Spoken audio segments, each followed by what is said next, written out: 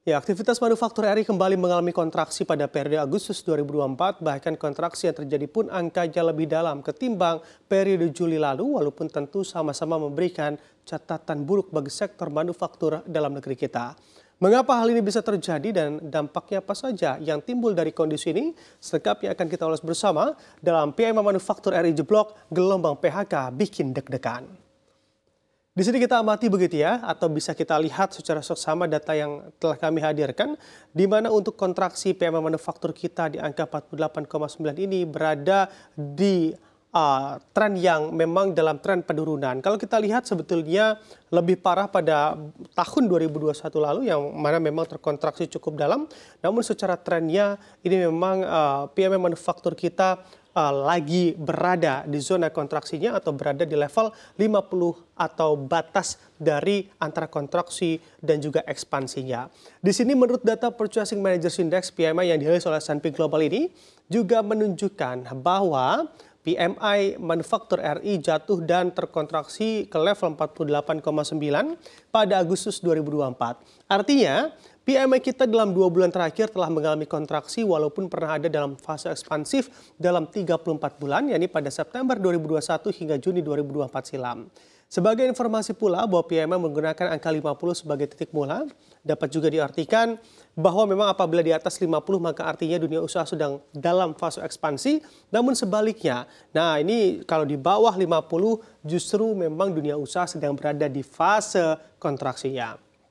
Kita lihat dikhawatirkan dari kondisi yang terjadi saat ini dari ambruknya PMI manufaktur kita ini adalah berpeluang dapat memicu badai PHK di sektor manufaktur karena sektor ini pula lah yang juga banyak menyumbang penyerapan tenaga kerja sekaligus kontributor ekonomi tanah air kita.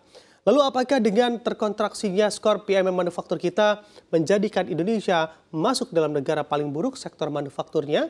Tentunya di kawasan ASEAN. Kita lihat di slide selanjutnya secara data.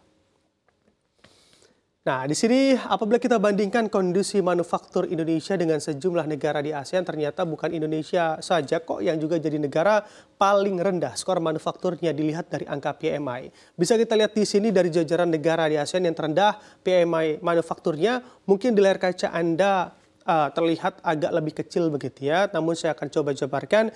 Di sini paling kiri ada Myanmar, Malaysia, Vietnam, Thailand, Jepang, China, Filipina, Indonesia dan juga Singapura. Kita lihat secara datanya untuk PMI manufaktur negara ASEAN di bulan Juli dan juga Agustus 2024. Di sini memang kalau dilihat dari secara garis atau grafiknya, Myanmar lah yang menduduki skor manufaktur yang paling rendah ketimbang Indonesia.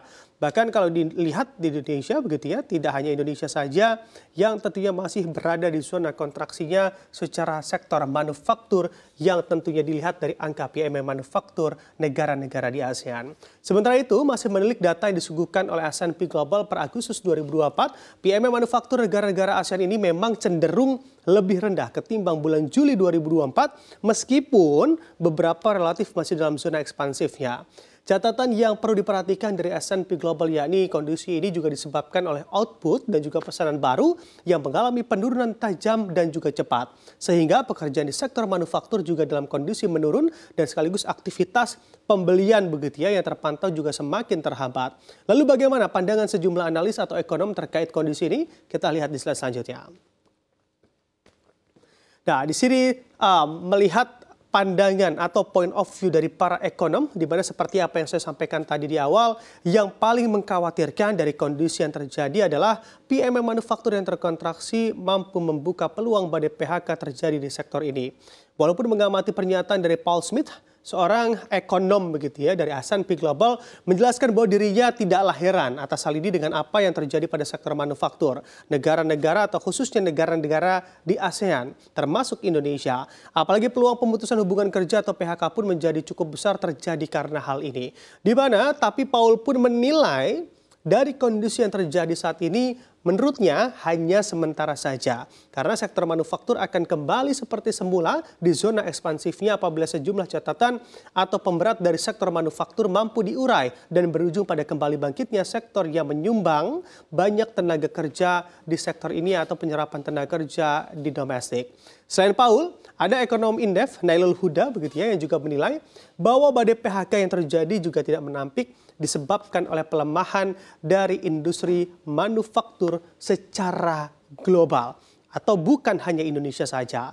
Dirinya mencontohkan misalnya saja perekonomian dari negara-negara tujuan ekspor seperti Amerika Serikat dan juga Tiongkok begitu ya juga kini kondisinya ekonominya sama-sama sedang mengalami pelemahan. Maka dari itu, permintaan yang terjadi atau permintaan yang lesu pun juga tak ayal dialami oleh negara produsen manufaktur tak terkecuali Indonesia dalam hal sepinya permintaan dari global.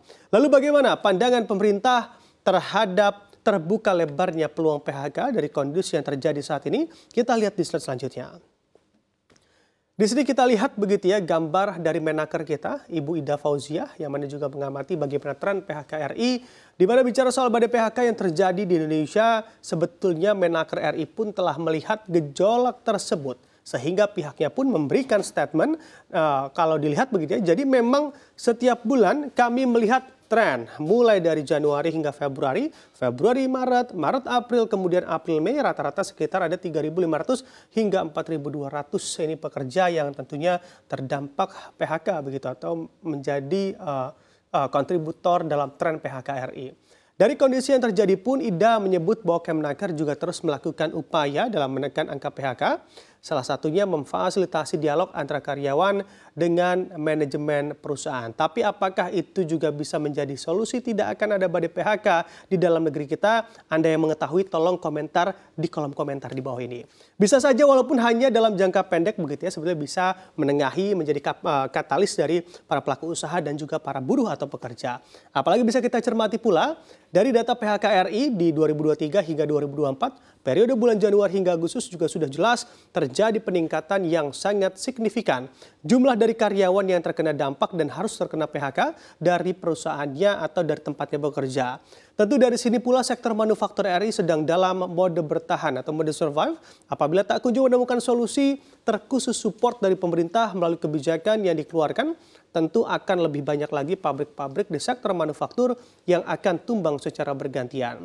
Semoga sektor manufaktur RI pulih kembali dan juga mampu berkontribusi positif bagi perekonomian di dalam negeri kita.